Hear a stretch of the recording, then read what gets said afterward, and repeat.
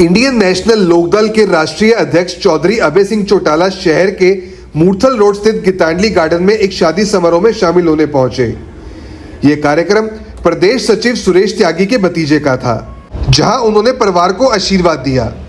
इस दौरान मीडिया से बातचीत में चौधरी अभय चौटाला ने भाजपा सरकार पर तीखा हमला बोला। अभय चौटाला ने कहा कि मौजूदा भाजपा सरकार लगातार जन विरोधी फैसले लेकर हरियाणा प्रदेश को बर्बादी की ओर धकेल रही है। उन्होंने आरोप लगाया कि आज प्रदेश में हर वर्ग परेशान है और बुजुर्गों के सम्मान पर सीधा हमला किया जा रहा है। बुढ़ापा पेंशन को आय से जोड़ने और नई शर्तें लगाने के कारण बड़े पैमाने पर पेंशन काटी जा रही है। उनके अनुसार पिछले 11 वर्षों में 75,000 से अधिक बुजुर्गों की पेंशन काटी जा चुकी है और यह आंकड़ा लगातार बढ़ रहा है। चौधरी अभय सिंह चौटाला ने कहा कि चौधरी देवीलाल ने बुजुर्गों के सम्मान के लिए बिना किसी शर्त के बुढ़ापा पेंशन की शुरुआत की थी। उन्होंने यह भी कहा कि कांग्रेस शासन में जब पेंशन पर शर्तें लगाई गई तब भी इनेलो ने बुजुर्गों के हक की लड़ाई लड़ी थी। निगम चुनाव को लेकर उन्होंने स्पष्ट किया कि इनेलो के लिए सबसे पहले बुजुर्गों का सम्मान है और पार्टी की प्राथमिकता कटी हुई पेंशन को दोबारा शुरू करवाना है। उसके बाद ही किसी चुनाव पर ध्यान दिया जाएगा। समझौता के अमेरिका के साथ है, ये बड़े दबाव में आकर के किया हुआ समझौता है। इस समझौते से किसान को बड़ा नुकसान होगा। जैसे 3 काले कानून बनाए गए थे, उसी तरह से बिना किसी से सलाह किए बिना सरकार ने दबाव में आकर के अमेरिका के साथ समझौता कर। ये भी एक तरह से काले कानून है किसान के। समय रहते इसका विरोध होना चाहिए, अदरवाइज मजबूर होकर के पहले की तरह लोगों को सड़कों पर उतरना पड़ेगा। सर, हरियाणा में बुजुर्ग पेंशन है, लगातार परेशान है। मुख्यमंत्री ने कैथल में प्रेस के साथियों से कहा था कि कोई पेंशन नहीं कटी। पहले तो आम प्रदेश में चर्चा थी कि मुख्यमंत्री कोई फैसला अपने सत्र पे ले नहीं सकते। मनोहर लाल खट्टर जो कहेंगे उस फैसले को इसको मानना पड़ेगा।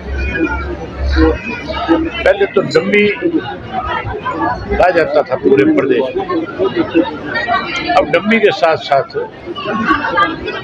मुख्यमंत्री के पद की गरिमा को इसने बहुत कम कर दिया। झूठ बोलता है। हरियाणा प्रदेश में 75,000 से ज्यादा लोगों की पेंशन अब तक कट चुकी है।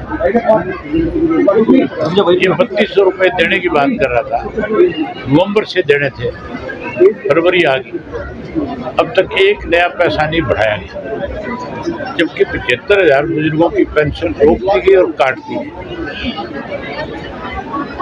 मैंने इसके लिए प्रदेश के बुजुर्गों से आह्वान किया कि चौधरी देवीलाल ने आपको पेंशन दी। हमारी पार्टी चौधरी देवीलाल की नीतियों को आगे बढ़ाती है।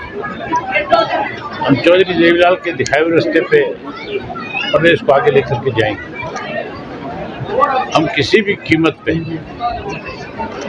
ये दिया हुआ सम्मान चौधरी देवीलाल का सरकार को वापस नहीं लेना। इसके लिए किसी हद तक हमें लड़ना पड़ा, उस लड़ाई को लड़े।